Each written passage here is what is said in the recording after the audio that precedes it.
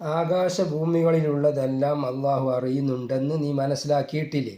മൂന്നാളുകൾ കൂടി ഗൂഢാലോചന നടത്തുമ്പോൾ അവൻ അവരിൽ നാലാമനായിട്ടല്ലാതെ, അഞ്ചാളുകൾ ഗൂഢാലോചന നടത്തുമ്പോൾ അള്ളാഹു അവരിൽ ആറാമനായിട്ടല്ലാതെ, അതിലും കുറഞ്ഞതാകട്ടെ കൂടിയതാകട്ടെ അവർ മനുഷ്യർ എവിടെയായിരുന്നാലും ശരി അവരോടൊപ്പം അവനും ഉണ്ടാവും.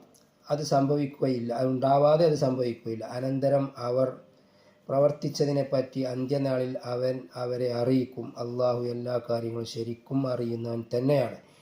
പറയുക, ഞാൻ വഴി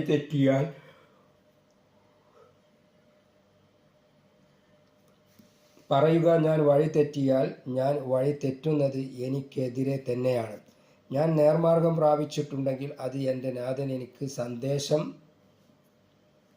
നൽകുന്നത് കൊണ്ടാണ്.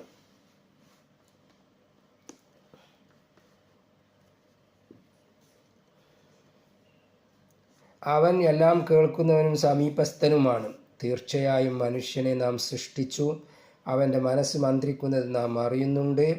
അവൻ്റെ കണ്ഠനാടിയേക്കാൾ നാം അവനോട് അടുത്തവനാകുന്നു. വിശുദ്ധ ഖുർആൻ 50:16 അഥവാ സൂറത്ത് ഖാഫ് 16.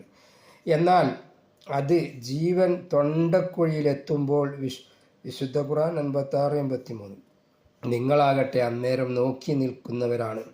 നാം ആകട്ടെ അവനോട് മരണം ആസന്നമായ മനുഷ്യനോട് നിങ്ങളെക്കാൾ അടുത്തവനാകുന്നു, പക്ഷെ നിങ്ങളത് കാണുന്നില്ല. നബി സല്ലല്ലാഹു അലൈഹി വസല്ലമ പറഞ്ഞു നിർദ്ദേശിക്കുകയുണ്ടായി, നീ എവിടെ ആയിരുന്നാലും അള്ളാഹുവിനെ സൂക്ഷിച്ച് ജീവിക്കുക. പാപകർമ്മങ്ങളെ തുടർന്ന് സൽപ്രവർത്തനം ചെയ്യുക. സൽപ്രവർത്തനം അതിനെ മായ്ച്ചു കളയും. ആളുകളോട് സ്വഭാവത്തോടെ ഇടപഴകുകയും ചെയ്യുക. തുർമുദി. എൻ്റെ അടിമ എന്നെ ഓർത്തുകൊണ്ട് അവൻ്റെ ചുണ്ടനക്കുമ്പോഴെല്ലാം ഞാൻ അവൻ്റെ കൂടെയുണ്ടെന്ന് അള്ളാഹു അരുളിയിരിക്കുന്നു.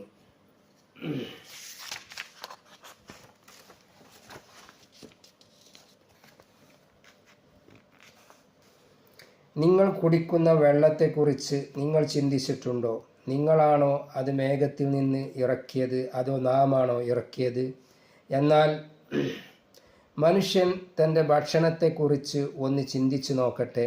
മഴവെള്ളം നാം ശക്തിയായി വർഷിപ്പിച്ചു, പിന്നെ ഭൂമിയെ നാം പിളർന്നു, എന്നിട്ട് അതിൽ ധാന്യങ്ങളും മുന്തിരിയും സസ്യങ്ങളും ഒലീവും ഈത്തപ്പനയും തുടർന്ന് നിൽക്കുന്ന തോട്ടങ്ങളും